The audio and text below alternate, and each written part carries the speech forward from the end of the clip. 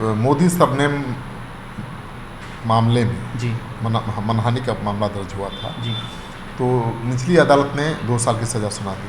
Supreme court ने राहुल गांधी के पक्ष में फैसला सुनाते हुए यह कही है कि जो सज़ा यानी कि जो सिविल कोर्ट से आया था गुजरात में और उसके बाद हाई कोर्ट ने भी उसे जारी रखा था 2 साल का, तो उसमें कुछ कमी भी कर सकते थे, मगर जिस प्रकार से यह फैसला आया सुप्रीम कोर्ट का, यह राहुल गांधी के लिए राहत देने का विषय है।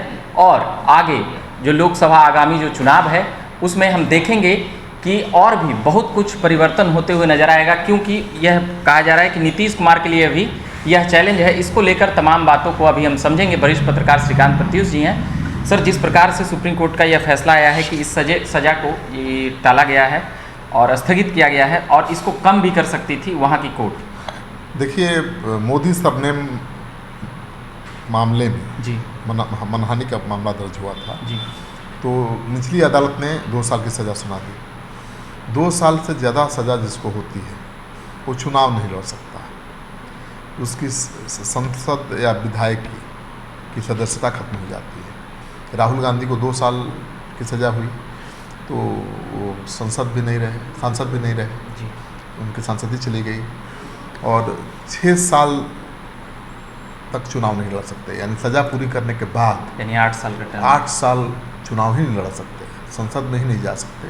ये बहुत बड़ा फैसला था और मुझे लगता है, जहाँ तक याद है, मैं 30 साल से पत्रकारिता में हूँ, ऐसा कोई फैसला आज तक नहीं आया है कि मनहानि के केस में 2 साल की सज़ा हो और उस वजह से किसी की संसद की सदस्यता चली जाए और चुनाव लड़ने से 8 साल के लिए कोई दीवार हो जाए।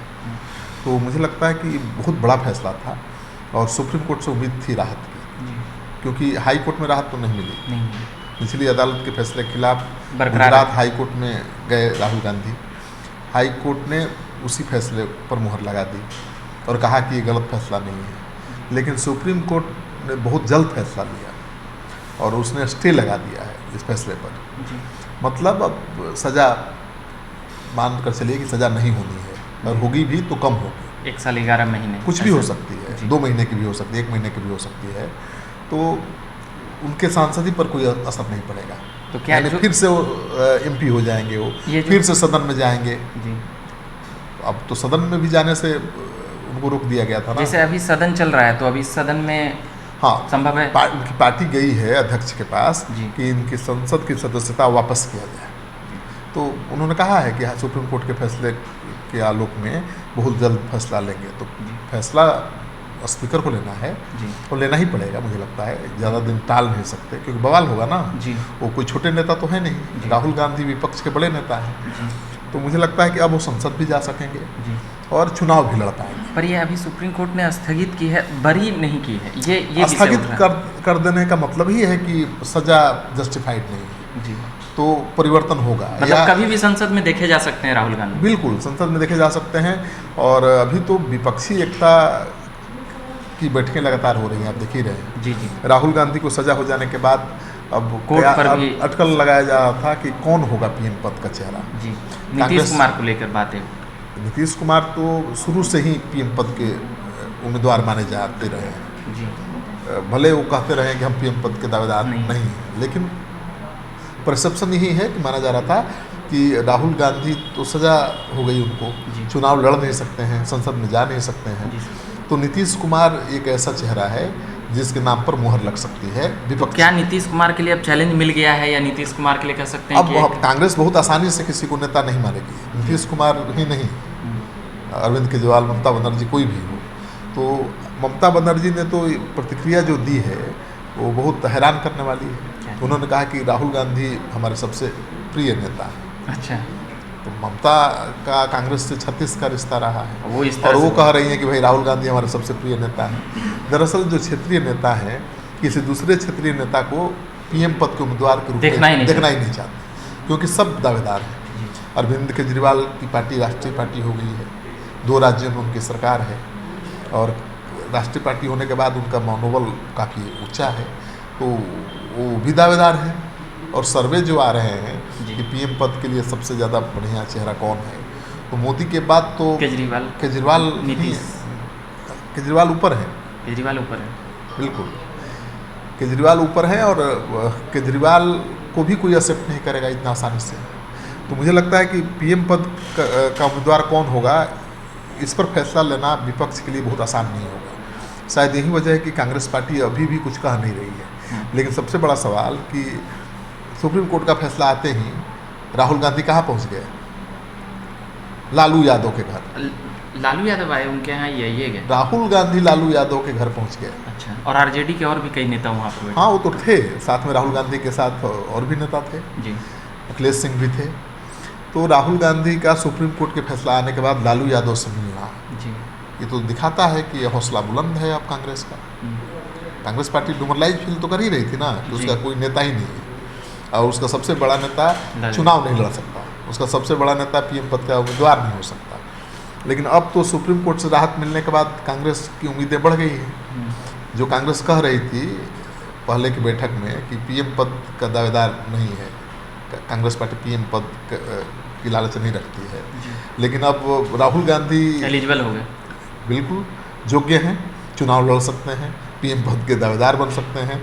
और मुझे लगता है कि उनके नाम पर सहमति आसान होगी जी। उनके नाम पर चुनाव जीतना मुश्किल हो सकता है, लेकिन सहमति बनाना सबसे आसान होगा। जो INDA घटक दल है उसमें राहुल गांधी को सर्वसम्मति से नेता चुन लिया जाएगा, इसमें कोई? हाँ बिल्कुल, इसलिए कि क्षेत्रीय दल तो एक दूसरे को मानेंगे ही नहीं नेता, तो राहुल गांधी के नाम पर सहमति बनने की ज़्यादा गुंजाइश है। लेकिन अभी मुझे लगता है कि विपक्ष कोशिश करेगा कि अनाउंस ना करे, औपचारिक ऐलान ना करे गुटबाजी राहुल गांधी के नाम का जी, और कहेगा कि ठीक है हम चुनाव जीत लेंगे तो तय करेंगे। लेकिन जब चुनाव जीत लेगा इंडिया INDA जी, तो कांग्रेस पार्टी प्रबल दावेदार होगी। पर ये जो Nitish ji opposition party meeting बुलाए थे पटना में, उसके बाद हुआ बेंगलोर में, अभी महाराष्ट्र में होने वाला है, तो इसको क्या समझा जाए? नीतीश जी को कहीं ना कहीं साइड किया जा रहा है या साइड किया जाएगा? देखिए, नीतीश कुमार की अहम भूमिका रही है विपक्षी एकता में जी।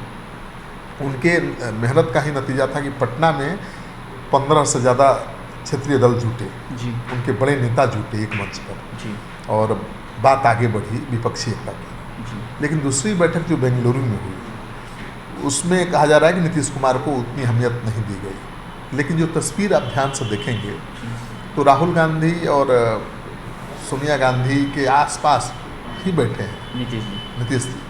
तो ये कहना बड़ा आसान नहीं होगा कि नीतीश कुमार को भाव नहीं दिया गया। नीतीश को भाव नहीं दिया गया होता तो राहुल गांधी के पास वाली कुर्सी थोड़े उनको दी जाती जी। लेकिन प्रेस कॉन्फ्रेंस में नीतीश कुमार शामिल नहीं हुए, तेजस्वी यादव शामिल नहीं हुए, लालू यादव के साथ वापस चले आए। उसको लेकर अटकल गर्म हो गया, अटकलें लगाई जाने लगी कि कहा यह जा रहा था कि नेशनल कन्वेनर बनाने के लिए लालू जी यह चाहते हैं कि नीतीश कुमार को बनाएं और बिहार की गद्दी। अब केजरीवाल से पटना में जो केजरीवाल ने किया वही नीतीश कुमार ने, लालू यादव और तेजस्वी यादव ने वहाँ किया। केजरीवाल ने यहाँ भी मांग कर रहे थे कि जो अध्यादेश है उसे माने, उसको सहमति बने जी, लेकिन नहीं बनी तो प्रेस कॉन्फ्रेंस में शामिल नहीं हुए, पहले ही चले गए। तो यहाँ कहा जा रहा है कि संयोजक के नाम पर मुहर नहीं लगी, इसीलिए यानी नीतीश कुमार और लालू यादव तेजस्वी यादव को तो उम्मीद थी कि नीतीश कुमार को का संयोजक बना दिया जाएगा, लेकिन ऐसा कोई ऐलान नहीं हुआ। उससे नाराज होकर वापस आ गए। लेकिन हालांकि नीतीश कुमार ने बाद में सफाई भी दी, उन्होंने कहा कि उन्हें बिहार के राजगीर में कोई कार्यक्रम में जाना था इसलिए उन्हें आना पड़ा। लेकिन ये बात आसानी से गले नहीं उतर रही है बीजेपी की। वो कह रही है बीजेपी की नहीं भाई ये तो गले उतरने वाली बात नहीं है, आप तो चार्टर्ड प्लेन से गए थे, 1 घंटा बाद भी आ सकते थे। लेकिन ये जरूरी है कि अब नीतीश कुमार की दावेदारी जो ज़्यादा प्रबल पहले दिख रही थी अब थोड़ी कमज़ोर पड़ेगी राहुल गांधी को। कोर्ट के निर्णय के बाद राहुल गांधी के पक्ष में बिल्कुल, क्योंकि राहुल गांधी अब चुनाव लड़ सकते हैं, राहुल गांधी अब लीड कर सकते हैं।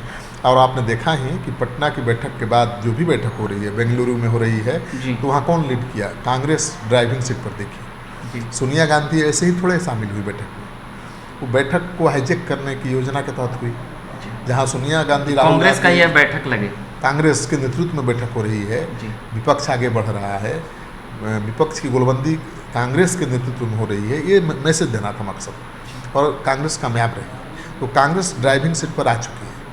और राहुल गांधी को सुप्रीम कोर्ट से राहत जो मिली है उसके बाद स्थिति बदलेगी। अब देखना ये है कि नीतीश कुमार को कौन सी भूमिका मिलती है।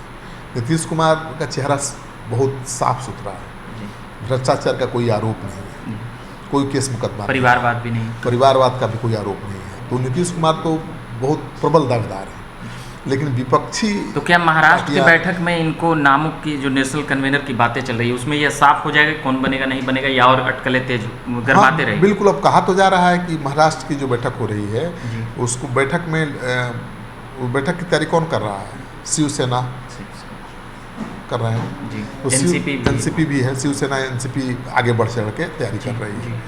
लेकिन वहाँ भी राहुल गांधी सोनिया गांधी चले गए तो ड्राइविंग सीट पर वही दिखेंगे।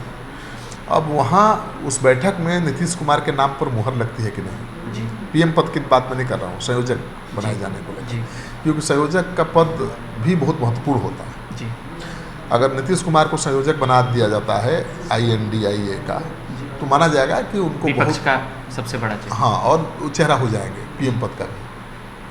अब इंतजार करिए, 22 से 25 के बीच में बैठक होनी है, तारीख अभी तय नहीं हुई है, जी तैयारी चल रही है। तो 22 से 25 के बीच में जो बैठक होने वाली है महाराष्ट्र में, जी। मुंबई में, वो बहुत अहम बैठक होगी, क्योंकि उस बैठक में बहुत बड़े फैसले लेने हैं। एक तो संयोजक तय करना है, दूसरा फैसला लेना है सीटों के बंटवारे को लेकर, जी क्योंकि सबसे बड़ा पेच सीटों के बंटवारे को लेकर ही फंसने वाला है। जी कांग्रेस 400 से ज़्यादा सीटों पर चुनाव लड़ती है। जी कांग्रेस कितनी सीटें छोड़ेगी इस क्षेत्रीय दलों के लिए, ये देखना या है। क्षेत्रीय दल कितनी सीटें कांग्रेस के लिए छोड़ेंगे, ये सबसे बड़ी बात है। जी क्योंकि कई राज्यों में कांग्रेस की लड़ाई क्षेत्रीय दलों से ही है। अरविंद केजरीवाल की लड़ाई आप पता है आपको, दिल्ली में है, दिल्ली, कांग्रेस पंजाब, से ही है, पंजाब में भी है, गोवा में भी, गोवा में भी, गुजरात में भी। उसी तरह से एनसीपी और शिवसेना कांग्रेस, की लड़ाई भी तो कांग्रेस से ही है। बिल्कुल। झारखंड में ठीक है, विपक्ष के साथ हेमंत सोरेन है, जी लेकिन वहाँ बीजेपी मौजूद स्थिति में हमेशा रही है। जी दिल्ली में बात बनती हुई नहीं दिख रही है, पंजाब बंगाल में बात बनती हुई नहीं दिख रही है, क्योंकि ममता बनर्जी का ममता कांग्रेस का बनर्जी तो रिश्ता- खुश है कांग्रेस पर। हाँ, राहुल गांधी की तारीफ कर रही है, वो कह रही है कि राहुल गांधी सबसे प्रिय नेता मुझे लगते हैं, जी लेकिन इसका निहितार्थ क्या है पता नहीं। वो तो नीतीश कुमार को थोड़ा कमजोर- हो सकता है कि हाँ बिल्कुल, जो क्षेत्रीय दलों के नेता दावेदार बन रहे थे जी जी। उनको डिमोरलाइज करने के लिए ममता ने ये चाल चली होगी, ये भी हो सकता है। चलिए, तो ये बात कर रहे थे हम राहुल गांधी के जो सुप्रीम कोर्ट का फैसला आया है कि यह सज़ा अभी स्थगित की गई है। समझिए कि अब राहुल गांधी अगले सेशन में या इस सेशन में भी अगर कार्रवाई, मतलब कि संसद, ये जो अध्यक्ष हैं अभी ओम बिरला जी, अगर उन तमाम लोगों का कार्रवाई अगर तेज रहा और कांग्रेस भी अगर सक्रिय रही तो जल्द ही राहुल गांधी संसद में दिख सकते हैं।